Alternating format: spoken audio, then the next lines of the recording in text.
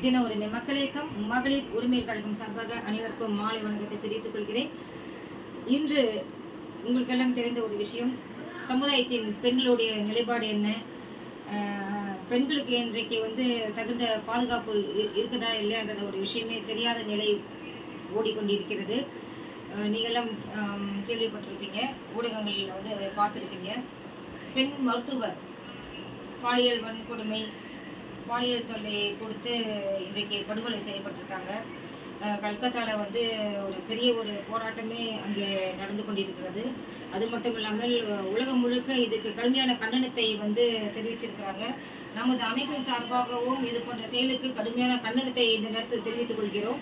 பெண் கொடுமை அந்த கல்கத்தாவில் மட்டும் இல்லை, எல்லா இடத்துலையுமே இப்போ பெண்களுக்கு எதிரான பாலியல் கொடுமைகள் நிறைய பெண்கள் மட்டும் இல்லை, குழந்தைகளுக்கு 3 வயசு குழந்தைய எப்படியெல்லாம் ஒரு ஆயுதங்களால் அந்த குழந்தைய தாக்கி இன்றைக்கு அந்த பெண் ஒரு குழந்தை பாலியல் கொடுமை செய்யப்பட்டு இறந்தது எல்லாருக்குமே தெரியும். அது மட்டும் இல்லை, டெல்லியில் ஒரு பெண் ஓடுற பஸ்ஸில் எந்த அளவுக்கு பாலியல் தொல்லை செய்து அவளை சாகடிக்கப்பட்டான்றது தெரியும். இது போன்ற சம்பவங்கள்லாம் இந்த போன்ற பெண்களுக்கு எதிரான பாலியல் தொல்லை குற்றங்கள் குறையணும்னா கண்டிப்பாக தண்டனைகள் கடுமையாக்கப்பட வேண்டும். அது மட்டும் கிடையாது, அந்த தண்டனை குற்றவாளிகள் கண்டிப்பாக தூக்கிலிடப்பட வேண்டும். சும்மா அரெஸ்ட் பண்ணோம், கைது பண்ணோம் அப்படின்ற ஒரு விஷயம் மட்டும் இல்லாமல் பெண்களுக்கு இது போன்ற ஒரு பெண் பிள்ளையை பெற்றவங்களோட நிலைப்பாடு என்ன இன்னைக்கு கொஞ்சம் திங்க் பண்ணி பார்க்கணும். பெண் பிள்ளை பெற்ற தாய்மார்கள் இன்னைக்கு இதுக்கு இது போன்ற விஷயத்துக்குலாம் நீங்கள் குரல் கொடுக்கணும், கண்டனத்தை தெரிவிக்கணும்.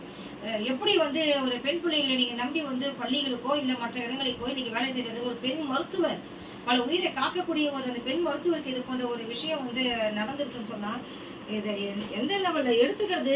நம்மளுடைய பெண்களுடைய முன்னேற்றங்கள் எந்த லெவலில் போகுது? இன்றைக்கி பெண்களுடைய பாதுகாப்பினுடைய நிலைப்பாடு என்னன்றது தெரியாமல் இருக்குது.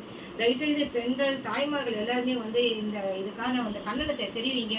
நமது அமைப்பின் சார்பாக கண்டனத்தை தெரிவித்து கொண்டு நிச்சயமாக இதுக்கு என்ன மாதிரியான ஒரு குற்றவாளிகளுக்கு ஒரு தண்டனைகள் வழங்கப்பட இருக்கு, குற்றவாளிகள் எப்படி கண்டுபிடிக்கிறாங்க பார்த்துட்டு கண்டிப்பாக இதுக்கு நாங்கள் கண்டன ஆர்ப்பாட்டத்தை நாங்கள் தெரியப்படுத்துவோம்.